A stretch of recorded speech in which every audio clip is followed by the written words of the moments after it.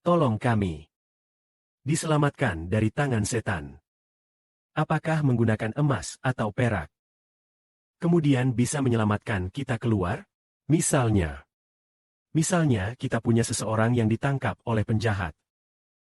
Lalu penjahat itu mengikatnya. Kemudian menelpon keluarganya dan berkata, "Anakmu sudah kami ikat.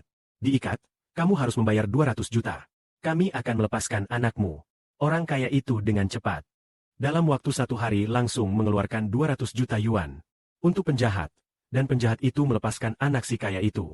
Jadi 100 miliar adalah menebus anak si kaya itu. Jadi menyelamatkan kita dari tangan setan. Apakah cukup 1 atau 200 juta yuan untuk menyelamatkan kita? Agar tidak lagi terikat oleh setan? Apakah emas atau perak bisa menyelamatkan kita dari tangan setan?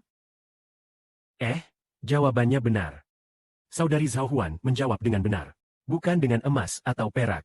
Lalu apa yang bisa menyelamatkan kita dari tangan setan? Agar kita tidak terikat setan lagi? Ya, jawaban yang benar adalah jaminan dari Tuhan Yesus. Sepertinya beberapa saudari akhirnya mengerti Alkitab. Mari kita baca tentang 1. Tentang jaminan Tuhan Yesus.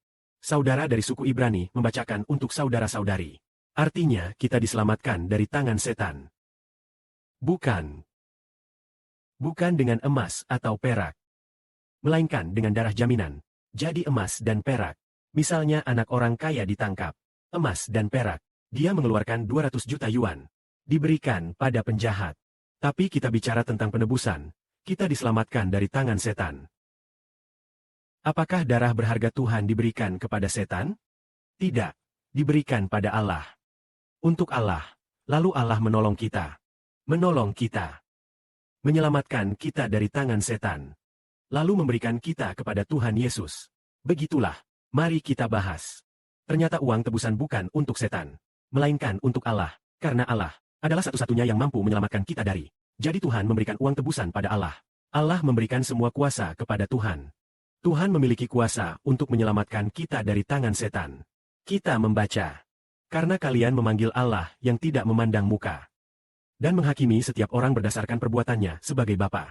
Maka hendaklah kamu hidup dengan takut akan Tuhan yang Maha Tinggi selama tinggal di dunia ini. Pada hari-hari hidupmu sebagai orang asing di dunia. Kamu harus mengetahui bahwa kamu diselamatkan bukan dengan sesuatu yang fana. Dari keinginan yang sia-sia dari nenek moyang. Bukan dengan emas dan perak yang bisa rusak. Melainkan dengan darah yang berharga dari Kristus. Yaitu darah anak domba yang tanpa cacat. Tanpa cela. Artinya dulu kita hidup dalam kehidupan sia-sia. Memenuhi keinginan daging. Melakukan segala sesuatu yang tidak berguna. Melakukan berbagai kejahatan. Kenapa kita melakukan berbagai kejahatan itu? Karena kita terikat dosa. Jadi bagaimana kita melepaskan diri dari dosa? Menyelamatkan kita dari dosa. Apakah dengan memberikan emas dan perak kepada dosa? Benar, saya beri kamu 1 juta yuan. Lepaskan saya dong. Mungkinkah begitu? Tidak, bukan begitu. Kita juga tidak memberikan emas atau perak kepada dosa. Kemudian dosa membebaskan kita. Melainkan kita mempersembahkan darah anak domba kepada Allah. Maka Allah membantu kita. Membebaskan kita dari tangan setan. Menyelamatkan dan membebaskan. Sehingga kita tidak ditangkap dan dimusnahkan oleh setan. Maka kita harus mempersembahkan darah kepada Tuhan. Tuhan berkata, "Anakku, siapa yang ingin kau tebus?" Dia berkata, "Aku ingin menebus Sihor. Aku ingin menebus Lerber. Aku ingin menebus Yesus." Maka Bapa Surgawi berkata, "Baiklah, anak-anak ini adalah pilihanku. Maka aku memberikan semua nama yang tercantum dalam kitab kehidupan anak domba dan kitab kehidupan. Kau tinggal selamatkan saja. Karena aku memberimu kuasa penuh untuk menyelamatkan mereka dari tangan setan." Maka Tuhan menyelamatkan kita.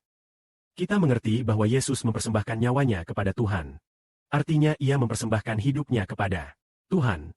Lalu Tuhan menyelamatkan hidup kita dari tangan setan. Menyerahkan kepada Kristus. Karena kita milik Kristus. Kita juga milik Tuhan. Karena itu, kita sebelumnya hidup dalam dosa. Sekarang hidup dalam kekudusan. Dulu dikuasai oleh setan. Orang yang dikuasai setan melakukan pekerjaan setan. Sekarang kita milik Kristus dalam nama Tuhan Kristus. Karena itu, Kristus menebus kita dengan nyawanya. Kemudian kita hidup untuk Tuhan. Dan Yesus akan memberikan kehidupan abadi kepada kita. Sejak saat itu, kita hidup dalam kekudusan dan kemuliaan. Hidup untuk Bapa dan Tuhan. Amin.